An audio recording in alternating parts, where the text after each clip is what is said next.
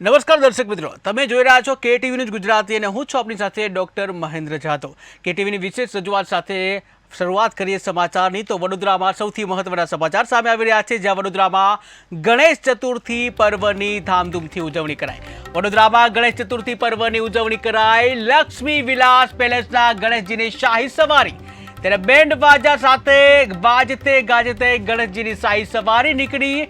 દાંડિયા બજારથી પાલખીમાં ગણેશજીને લઈ જવામાં આવ્યા, જ્યાં લક્ષ્મી વિલાસ પેલેસના દરબાર હોલમાં ગણેશજીની સ્થાપના કરવામાં આવી।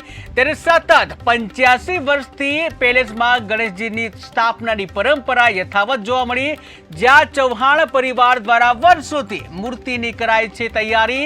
ત્યારે 36 ઇંચ ઊંચી અને 90 કિલો વજનની ગણેશજીની આ મૂર્તિ, જ્યાં ગણેશજીની મૂર્તિ માટે ભાવનગરથી મંગાવાય છે માટી, કે જ્યાં ભાવનગરથી જે માટી મંગાવવામાં આવે છે મૂર્તિ બનાવવા માટે। ત્યારે મહત્વના સમાચાર સામે આવી રહ્યા છે, જ્યાં દેશભરમાં ગણેશ ચતુર્થીની ધામધૂમથી ઉજવણી કરવામાં આવી રહી છે। ત્યારે સંસ્કારી નગરી વડોદરામાં પણ તેની ધામધૂમથી ઉજવણી, વડોદરામાં ગણેશ ચતુર્થીની ઉજવણી કરવામાં આવી। ત્યારે લક્ષ્મી વિલાસ પેલેસના ગણેશજીની શાહી સવારી જોવા મળી, જ્યાં બેન્ડ બાજા સાથે વાજતે ગાજતે ગણેશજીની શાહી સવારી જોવા મળી। ત્યારે દાંડિયા બજારથી પાલખીમાં ગણેશજીને લઈ જવામાં આવ્યા, જ્યાં પેલેસના દરબાર હોલમાં ગણેશજીની સ્થાપના કરવામાં આવી છે। ત્યારે સતત 85 વર્ષથી પેલેસમાં ગણેશજીની સ્થાપનાની પરંપરા છે યથાવત રાખવામાં આવી છે, જ્યાં ચૌહાણ પરિવાર દ્વારા વર્ષોથી મૂર્તિને કરાય છે તૈયાર।